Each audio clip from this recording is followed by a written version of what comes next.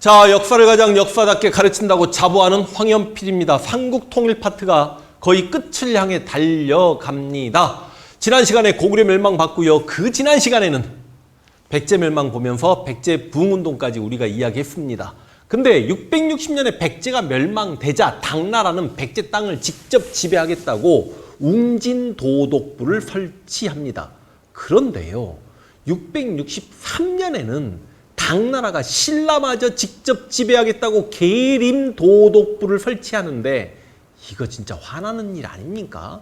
이 정도 되면 신라가 자존심이 있는 나라였다라면 당나라에게 개겼어야죠. 아니, 신라 왕 문무왕이 당나라의 계림도독이 되는 거 아닙니까? 쉽게 이야기하면 당나라의 지방관이 되는 거 아닙니까?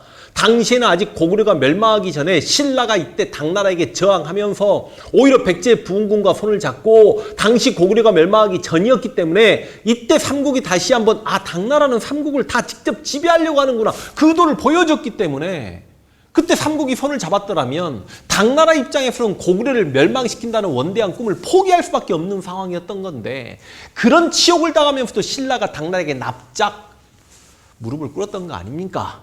그래서 결과론적으로 백제 땅에 있었던 웅진도독부와 신라 땅에 있는 계림도독부가 백제 부흥운동을 막았던 거고요. 근데 당나라가 또 재밌는 행동을 합니다.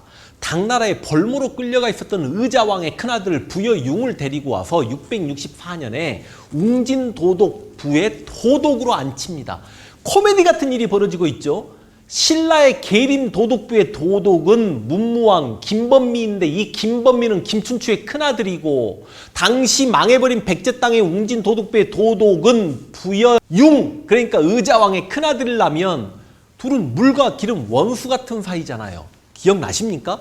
백제가 멸망했을 때 김춘추가 의자왕에게 술을 따르겠고, 의자왕이 치욕스럽게 술을 따랐는데 그 술을 김춘추에게 이렇게 쫙 뿌려버렸다는 말씀 드렸죠. 너 따위가 감히 내 딸을 죽인단 말이냐. 그 김춘추의 큰아들 김범민이 의자왕의 큰아들 부여융을 밧줄로 묶어놓고 채찍으로 내려쳤다라는 말씀을 드렸잖아요. 자, 그럼 당나라 입장에서는 이제 고구려를 공격해야 되는데, 고구려를 공격하기 위해서는 고구려 남방이 안정되고 신라가 당나라에게 군량미라든지 군사적 지원을 편하게 해줘야 돼. 그런데 웅진도독부의 도독과 계림도독부의 도독이 사이가 졸라게 안 좋아. 그러니까 여러 가지가 고민됐던 당나라의 장군 서정방이, 저기 지금 충남 공주에 가면 지금도 있는 산입니다. 취리산이라는 곳이 있어요. 그곳에 신라왕 문무왕을 부릅니다. 뭐가 신라왕이야, 그냥 계림도독을 부른 거지. 그래놓고 야, 웅진도독부의 도독인 부여융과 계림도독부의 도독인 네 문무왕 둘 사이가 너무 안 좋으니까 우리 당나라가 좀 불편하잖아. 너희 둘이 조금 친하게 지내야 되겠어 라고 하면서 백마의 목을 자르고 그 피를 나누어 마시면서, 이건 혈맹이죠.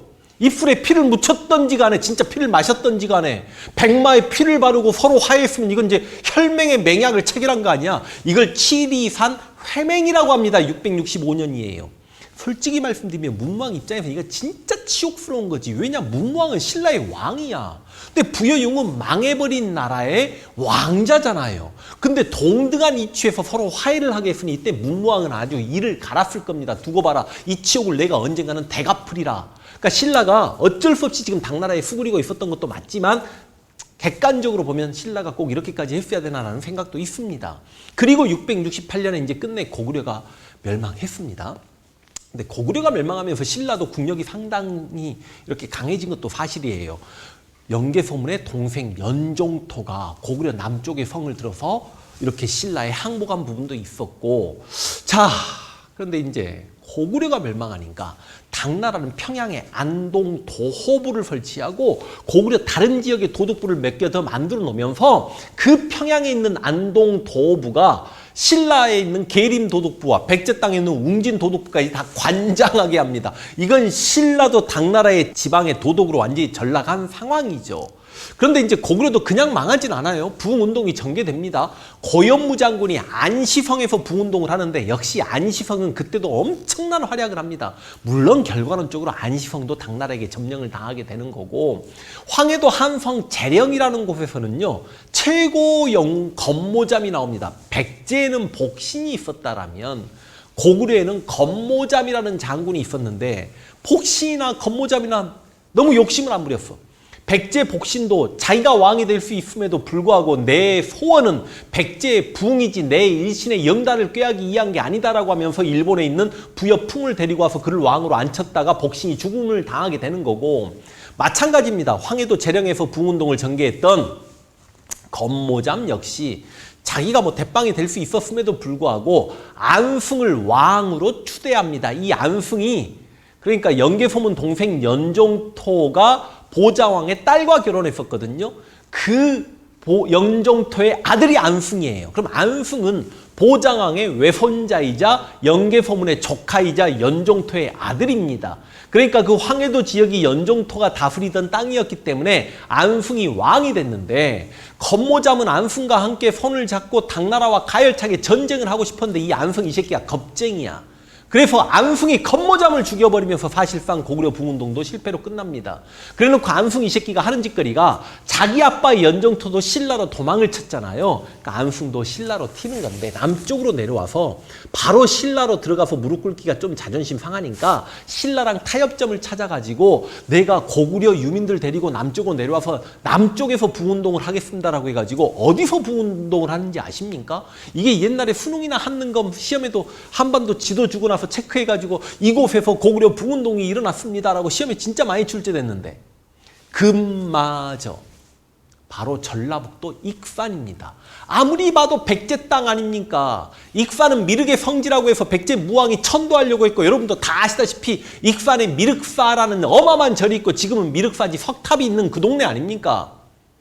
그곳에 와서 고구려 부흥운동을 전개해요. 그러다 보니까 신라랑 안승과의 관계는 굉장히 좋습니다. 그래서 신라가 안승을 지원하여 나라까지 만들게 해주는데, 전라도 땅에서 만들어진 고구려 국가 바로 보덕국이라는 나라가 만들어집니다.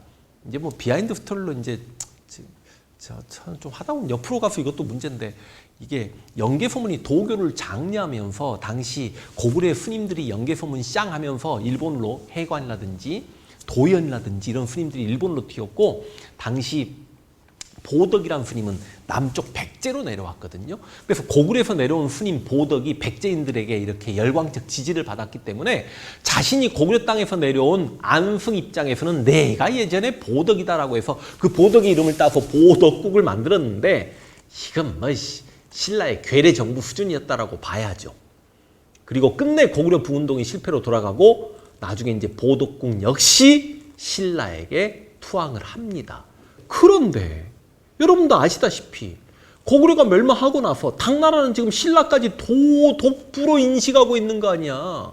그러니까 이제 아무리 생각해도 신라가 그건 못 받아들이겠거든. 그래서 고구려 부운동일 때부터 신라가 고구려 부운동군을 지원했고, 고구려 입장에서는 자기 나라에 원수는 중국이에요. 수나라 때부터 얼마나 많은 전쟁을 했습니까? 막말로 신라와 사이가 안 좋아진 건 진흥왕이 중령 이북의 땅, 지금의 강원도 지역을 잠깐 빼앗아갖고 그걸 되찾기 위해 고구려가 먼저 선제 공격을 많이 했던 거지. 그래서 악감정은 신라보다 당나라에 훨씬 더 많이 남아있었기 때문에 고구려 부흥군은 신라와 손을 잡고 당나라와 끊임없이 저항을 했던 것입니다.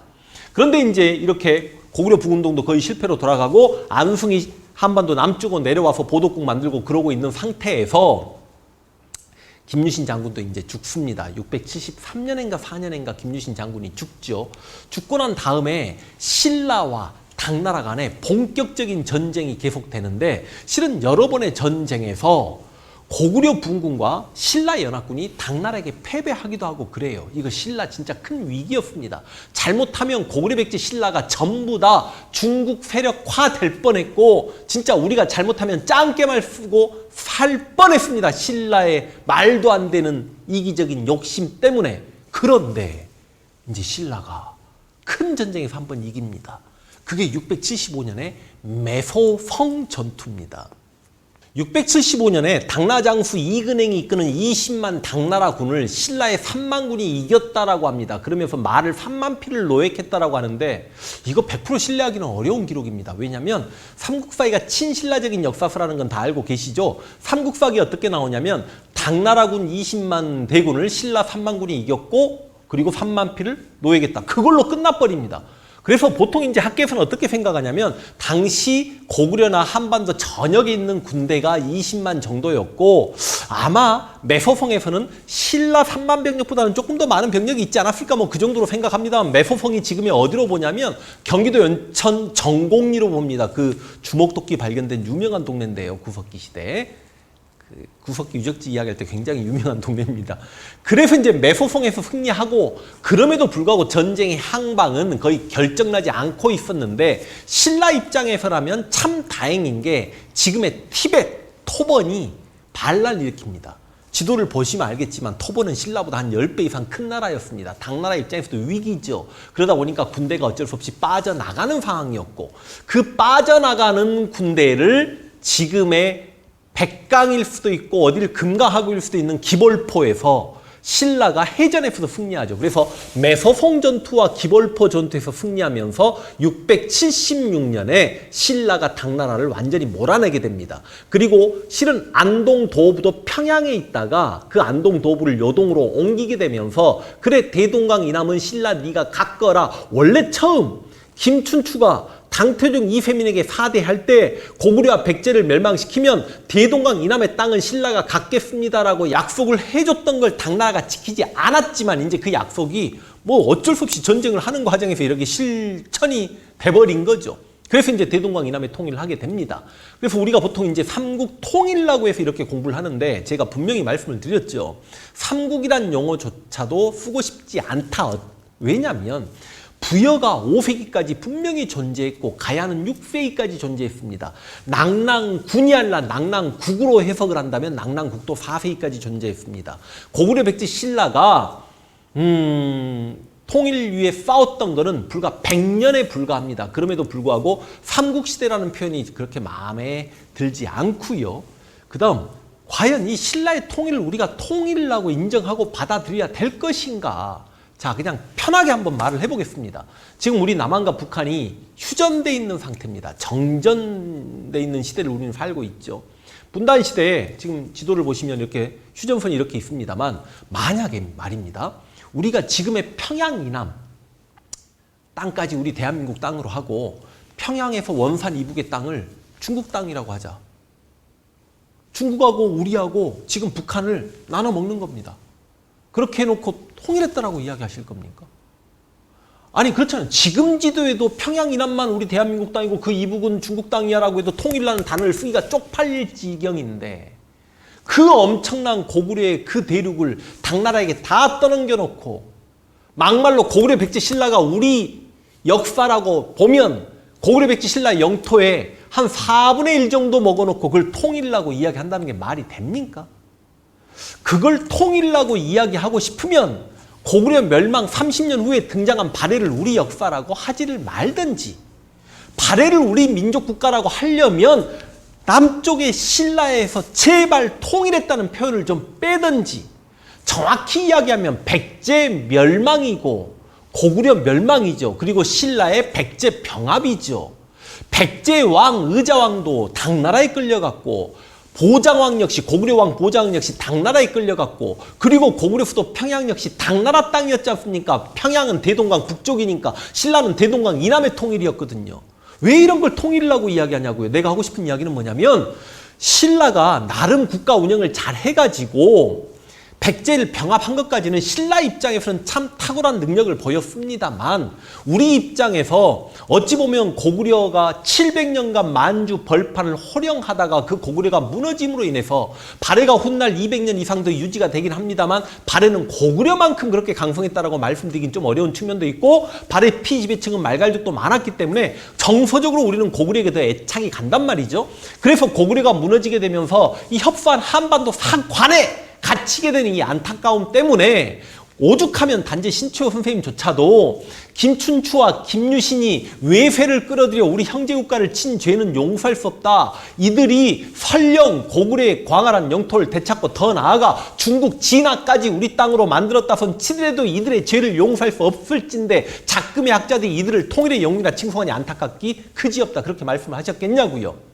저 역시 마찬가지입니다. 그래서 이런 말씀도 한번 드려볼게요. 세계사를 공부하건 동양사를 공부하건 간에 아니 우리 쉽게 중국사만 봅시다. 왕조 흥망성쇠 장난 아니죠. 전국시대를 통일한 진나라에게 통일 진나라 그럽니까? 전국 칠흥 중에도 진나라였고 통일 이후에도 그냥 진이잖아요. 무슨 말인지 이해돼요? 삼국시대 위촉 오를 결과론적으로 위나라를 계승했던 진나라가 통일하는데 그걸 또 통일진 그렇게 이야기합니까? 위진 남북조를 수나라가 통일하는데 통일 수나라 그래요? 5대 19국을 송나라가 통일하는데 통일 송나라 그렇습니까? 그러니까 내가 하고 싶은 말은 나라 이름 앞에 통일자 붙인 나라가 어딨냐고. 근데 이런 말도 안 되는 통일 같지도 않은 통일, 이 엄청난 고구려 영토를 다 빼앗겨버리고 그리고 민족적 일체감도 형성했다라고 보기 어렵죠. 왜 200년 후에 견훤이 의자왕의 복수를 받자 옛 백제 사람들은 나를 따라라.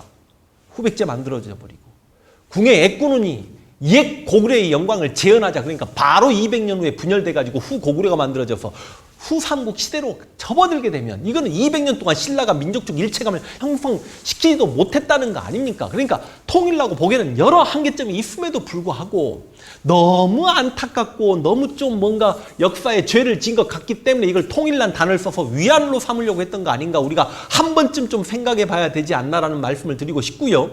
그래서 발해가 우리 역사라고 인식하고 있었던 유득공은 18세기에 발해고라는 역사서에 남쪽의 신라와 북쪽의 발해가 대치하고 있었으니 이 시기를 남북국시대라고 이야기했죠. 그래서 저는 개인적으로 삼국시대 신라 혹은 열국시대의 신라를 굳이 헷갈리면 전신라라고 하든지 그리고 최근에 통일했다라고 하는 그 통일 이후의 신라 백제 멸망 고구려 멸망 이후에 백제 병합한 신라를 후신라라고 뭐 학자로서 지금 논문 써가지고 뭐 인정받고 그런 건 아니지만 제 생각이 틀렸습니까? 다시 한번 말씀드릴게요. 통일신라라고 하고 싶으면 발해를 우리 역사라고 하질 말든지 발해를 우리 민족 국가라고 이야기하고 싶으면 통일자를 빼든지. 그래서 신라를 비판하고 싶은 생각은 없습니다만 신라의 삼국통일을 자랑스럽게 글을 쓰고 논문을 썼던 진짜 미친 정신병자 같은 역사학자들에게는요 진짜 한 소리 하고 싶습니다. 삼국통일은 박수받아야 되는 작업은 아니고 분명히 비판의 소지가 있었던 역사적 사건들이었다는 거 말씀드리겠고 신라가 백제를 병합한 사건이었다. 백제가 멸망하고 고구려가 멸망한 사건이었다. 그렇게 해석을 하고 싶습니다. 이렇게 제 삼국통일 강의를 마무리하겠습니다. 이게 너무 강의 시 추워가지고 아까 맥주를 좀 벌컥벌컥 했잖아요, 피디님. 그랬더니 제가 좀 흥분했나 봐요. 죄송합니다. 삼국통일 이렇게 마치겠습니다. 수고하셨습니다.